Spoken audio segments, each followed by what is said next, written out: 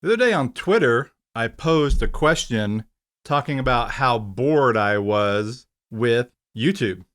I am so bored with YouTube filmmaking channels and gear reviews, including my own. It's so oversaturated and redundant. And did I mention boring? This tweet took off. You never know what tweets are going to do well, but there's something in the air. There's something going on with filmmaking YouTube. And that's what I want to talk about today.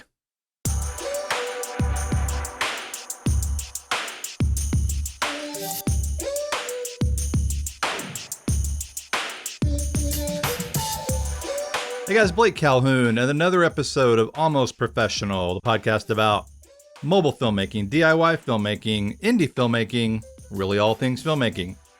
And recently, maybe for the last, 3 or 4 months or so, I have gotten really bored with YouTube.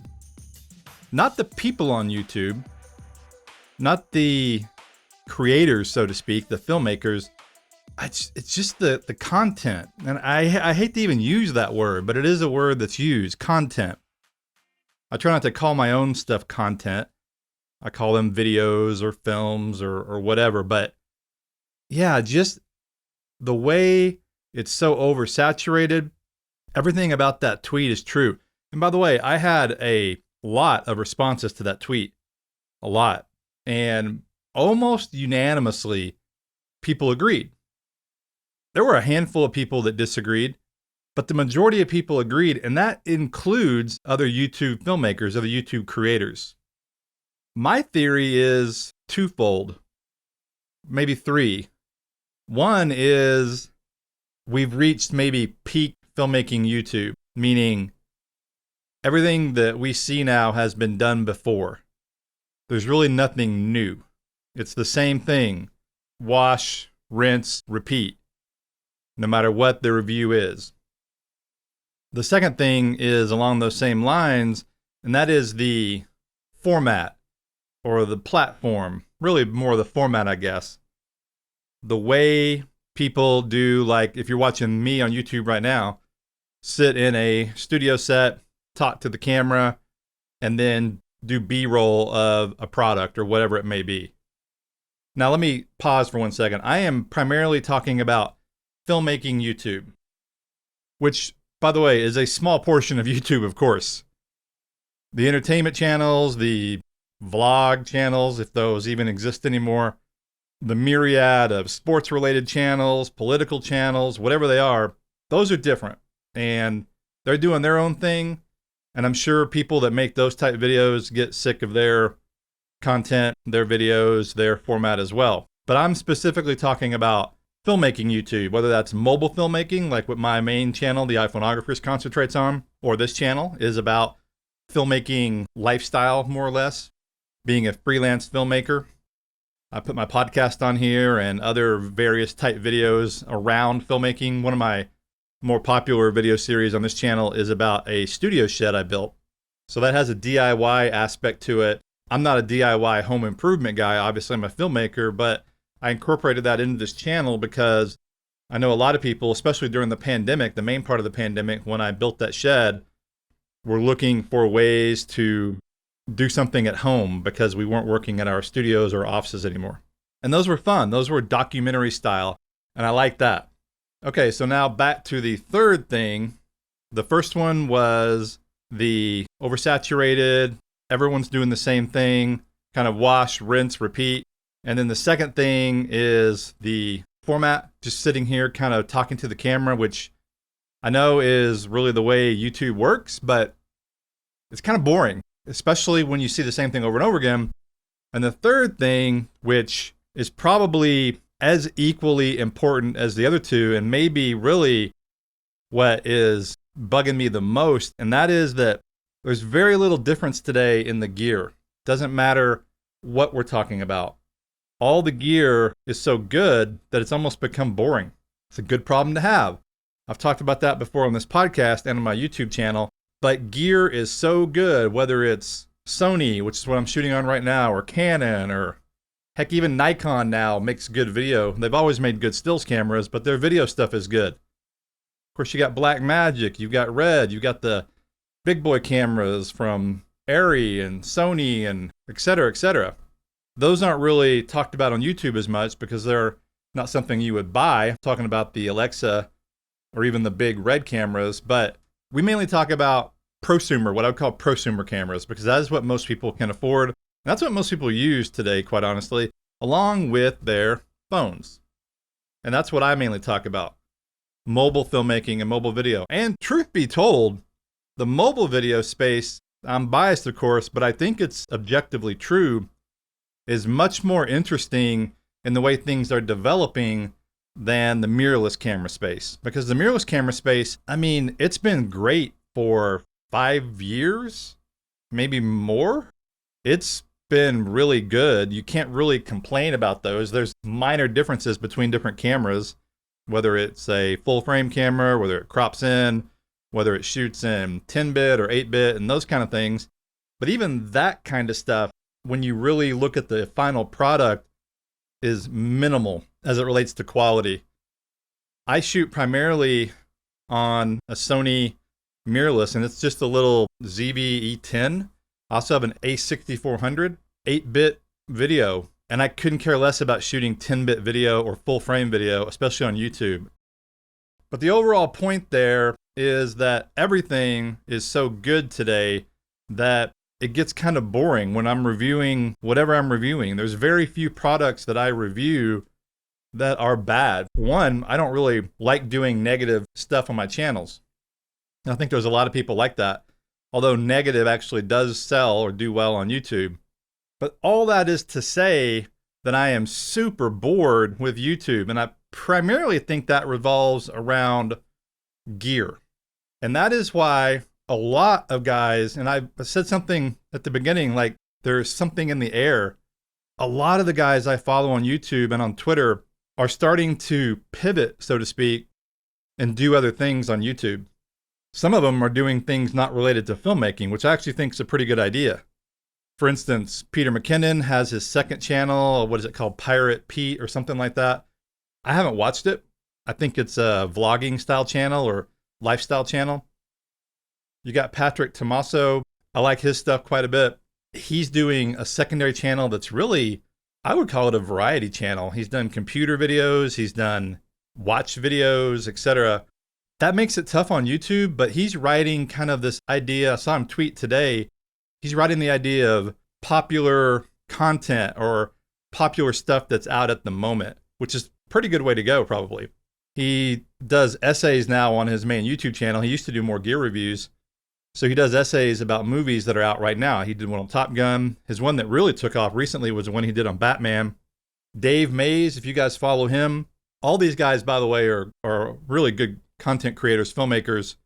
So be sure to check them out if you don't know them. But Dave Mays has been around for a while. He had that channel called Kinotika. And then he has his own channel. And then for a while, he went and worked at Indie Mogul.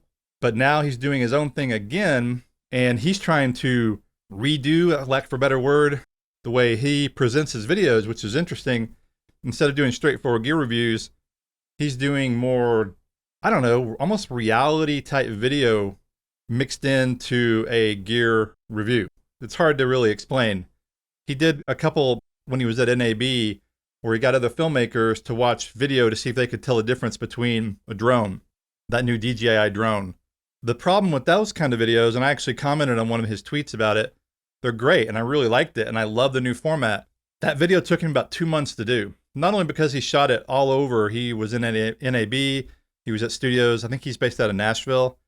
He was at studios out there, and then he had a big shoot, but just the editing alone is crazy on that type of video. It's about a 10 or 15 minute long video, heavy post-production, and not to mention all the production, just not only the B-roll, but he actually went out and demoed stuff, got a drone pilot.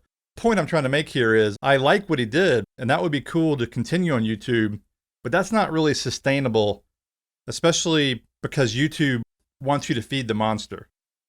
Doing a video once a month, unless you're doing big essay videos like Patrick Williams, I always forget how you pronounce his last name. And a lot of his stuff, if you don't know who I'm talking about, he does these big essays. He releases a video a month or so, but a lot of his stuff is financed through Patreon. And so he's not really worrying about the Google AdSense or affiliate links and that kind of thing like a lot of us that do more, I do weekly videos. And so that gets tricky for people that want to create more content. And, that brings up a good point. Should we be making less videos and higher quality videos? Maybe 1 a month or 2 a month? I don't know. Right now, I'm experimenting on my main iPhoneographer's channel on doing not lesser quality, that's really the wrong way to say it, but quicker turnaround videos where I can produce a video in a day or so, maybe 2 days tops, and then move on to the next one. Because often when I spend a month, 3 weeks, sometimes 2 or 3 weeks on a video, they tank. They don't do that well. Most videos that I do that take me that long are like comparison videos or test videos where I am testing out or comparing 2 different lenses, or I did one recently on comparing the Moondog anamorphic lenses to other brands, Moment, etc. And that one took me several weeks to do, and it's done okay. And I like doing those kind of videos, and I'll continue to do those kind of videos.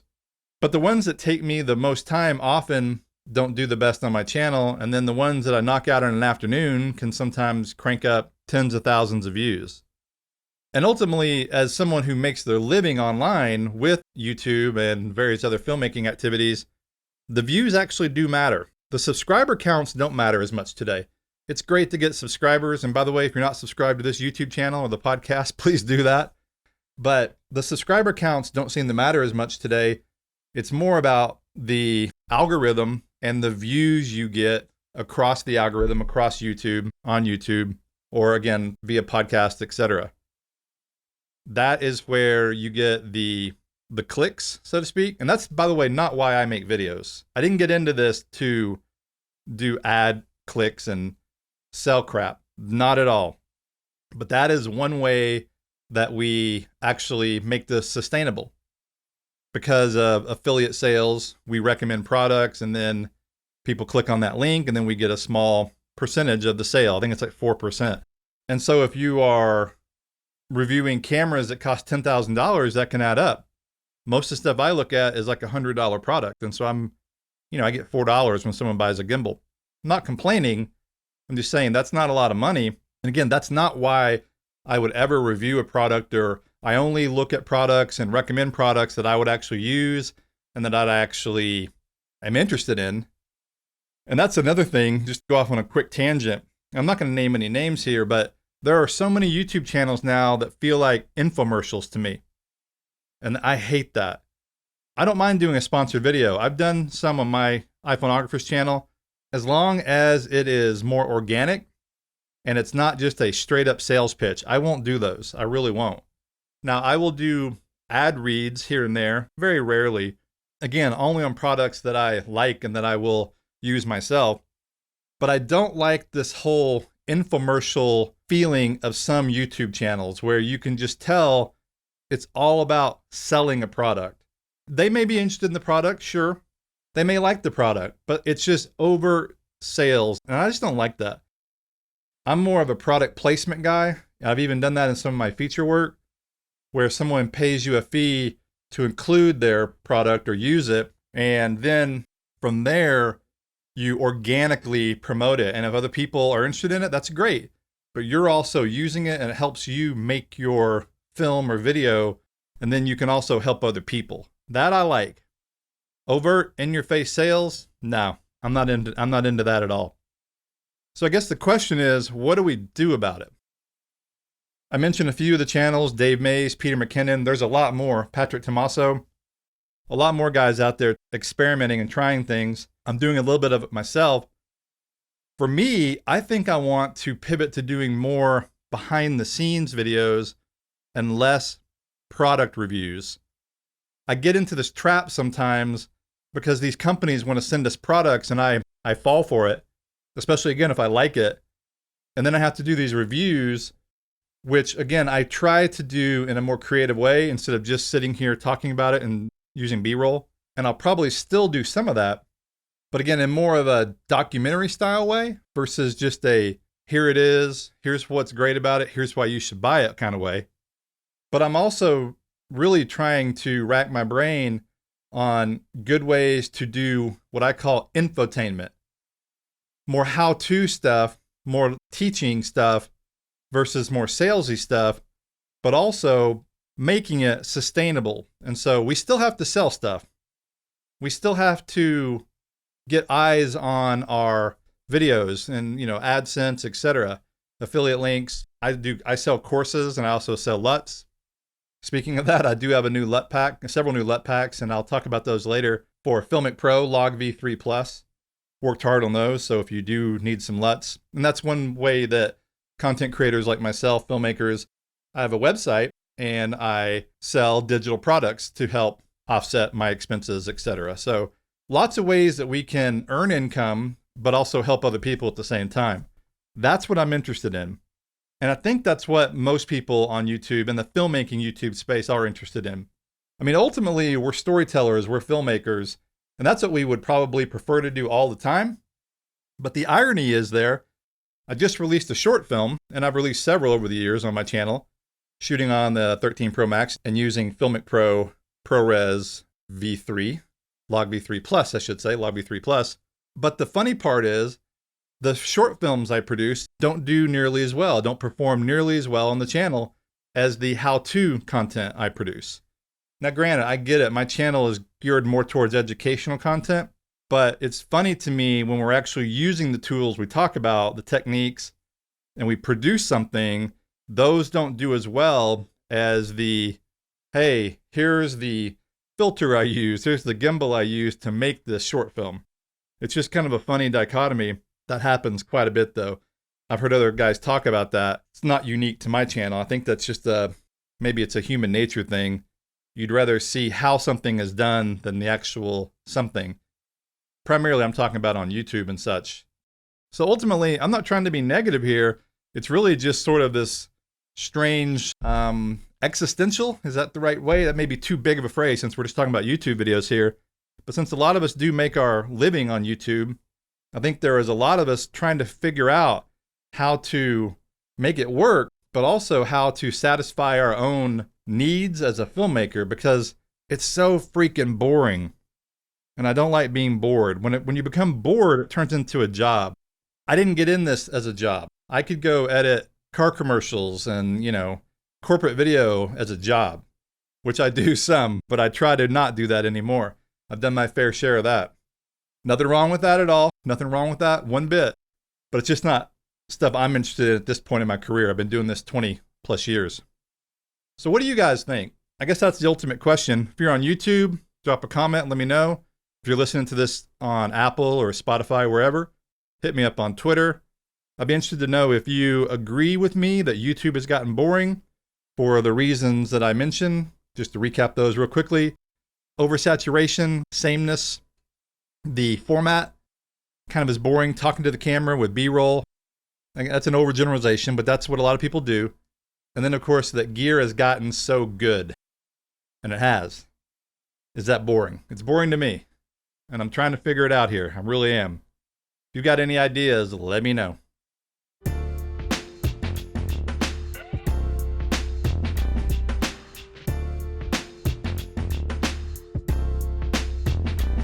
Well, I mentioned earlier in my podcast that, and it's more of a rant, I'll admit it, I'll admit that.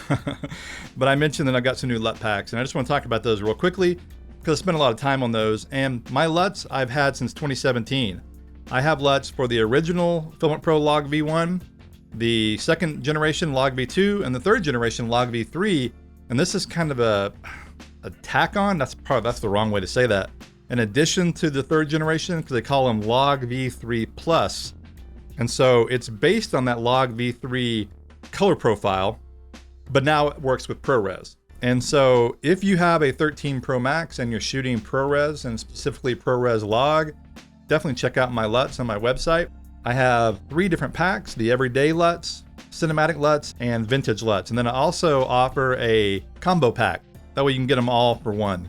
And my LUTs are super affordable. I'm not charging $100 or $75 like a lot of guys out there do for LUTs.